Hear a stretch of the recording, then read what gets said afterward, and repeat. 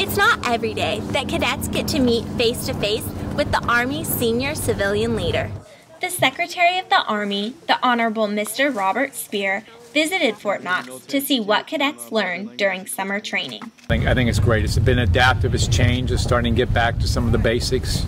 You know, our Army fought in COIN or contingency operations for some time. They're now getting back into some of the hands-on stuff they need to do. They're getting back to placing people in responsibility with mentorship and leadership over how they're doing it, and they're learning a lot. You can see adaptive learning and training by the ROTC cadets. During his visit, the Secretary spoke with cadets on leadership and his expectations for the future Army leaders. I think coming out of here with confidence and understanding of what their leadership capabilities are.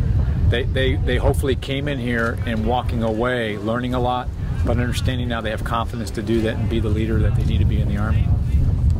The Secretary made stops to observe training during field exercises, the rappel tower, and the rifle range, where he qualified with his weapon. I think that's a great question. I think that's, again, what they're going to go into differently. We always talk about change and the rapid pace of change. Things are changing more quickly than they ever have. So they're going to have to be adaptive leaders, very agile leaders, ones that can stay to the true core values of what we are ethically, but they're going to have to live with different things that we never had to live with when I was coming up. So it's that adaptive, agile leader. Interacting with cadets and observing camp exercises reminded the Honorable Mr. Speer of his time in ROTC and the 28 years he served in the military. Funny you say. I mean, I remember. I've seen confidence courses today.